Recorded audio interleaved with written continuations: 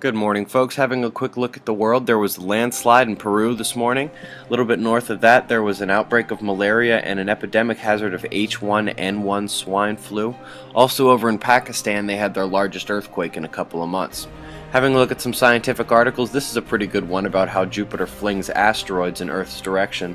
We also put this one in last night's video. It's a very good read about our oceans. We'll put this article below. This is out of China, another one talking about some of their financial problems and important topics over the coming year. And last but not least, these are our oil producers. These are the Saudis talking about Obama being a problem. We had one coronal mass ejection impact yesterday, and while it's not horribly evident on the yellow, you can see the density there in the orange go from low to right around 10 protons per cubic centimeter. The spike is a lot more easy to see here on the SOHO solar wind data. But it wasn't a very strong impact. There was not a geomagnetic storm. It did cause a little bit of resonance here on the planet, but the big story was with our ionosphere. The magnetosphere did not do its job as well as we would like in terms of blocking all the solar plasma, and it was reported by many different agencies and on many different counters, elevated electron counts in our outer radiation belt.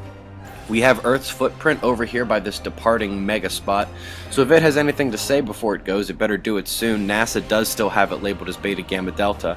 Personally, at this point, at 5:30 a.m. Eastern Standard Time, I do not see any delta spots whatsoever, but it is gamma and could put off some flares.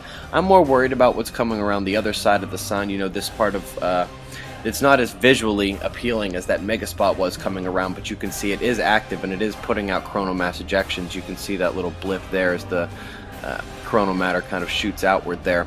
So we'll have to keep an eye on this, folks. This really may be taking the place of 11429 as it turns a limb. Many people were scared of this thing yesterday. We saw a ton of videos about it. It is just a regular old filament, and it did erupt. For those of you having questioning, it is not coming towards Earth. It is really beautiful. It's something we haven't seen in a while. We look over here on the stereo just to be sure. Earth is all the way over to the right, and so you can see that none of this ejected material is coming out in our direction. Now beyond this, folks, we have a trans-equatorial coronal hole that will be facing Earth in a couple of days, and this magnetic filament just over top of it here. Last thing I'm going to leave you with here, look all the way over on the right. You can see the solar wind temperature in the green, the speed in the yellow, and the density in the orange, all jumping up there at the end. That is the second coronal mass ejection impact that we've been waiting for, and let's have an eye on this all day. Be safe, everyone.